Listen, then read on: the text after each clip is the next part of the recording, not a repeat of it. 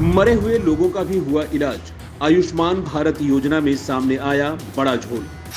एक ही mobile number से हुए लाखों रजिस्ट्रेशन, कैग की रिपोर्ट में हुआ खुलासा। जानिए क्या है आयुष्मान भारत योजना, किन राज्यों में हो रही है सबसे ज्यादा धांधली।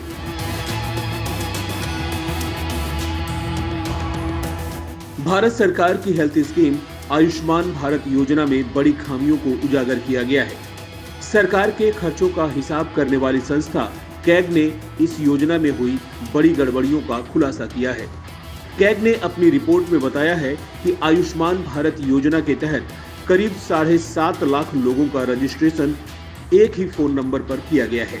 इसके अलावा एक और फोन नंबर है जिस पर 1,39,000 रजिस्ट्रेशन दर्ज किए गए हैं।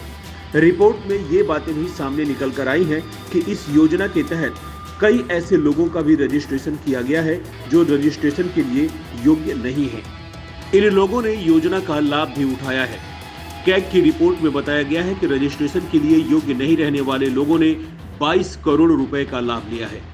जिन 7.5 लाख लाभार्थियों ने आयुष्मान भारत का लाभ उठाया है, उनका रजिस्ट्रेशन 9999999999 यानी 10 डिजिट वाली 9 नंबर से ही किया गया है।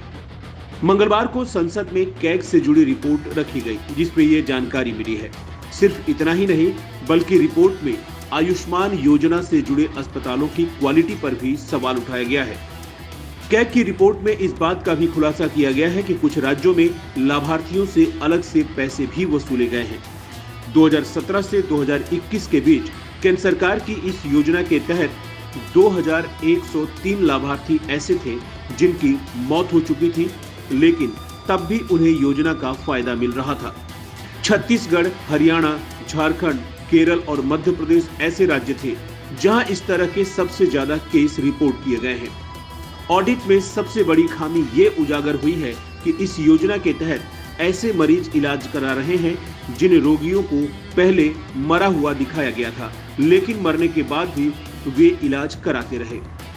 टीएमएस में मृत्यु के मामलों के डेटा का विश्लेषण करने से पता चला कि आयुष्मान भारत योजना के तहत उपचार के दौरान 88,760 रोगियों की मृत्यु हो गई। इन रोगियों के संबंध में नए इलाज से संबंधित कुल 2,14,923 दावों को सिस्टम में भुगतान के रूप में दिखाया गया है। रिपोर्ट में कहा गया है कि उपरोक्त दावों में शामिल करीब 3,903 मामले में क्लेम की राशि का भुगतान अस्पतालों को किया गया। इनमें 3,446 मरीजों से संबंधित पेमेंट 6.97 करोड़ रुपए के थे।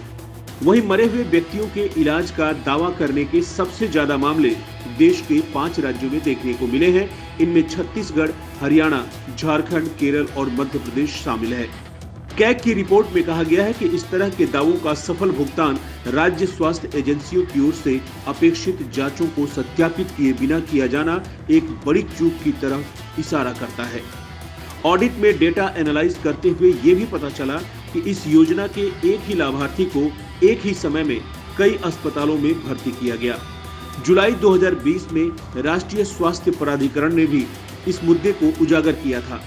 एनएचए ने कहा था कि ये मामले उन परिदृश्यों में सामने आए हैं जहां एक बच्चे का जन्म एक अस्पताल में होता है और मां की PMJAY आईडी का उपयोग करके दूसरे अस्पताल में नवजात को देखभाल के लिए ट्रांसफर कर दिया जाता है।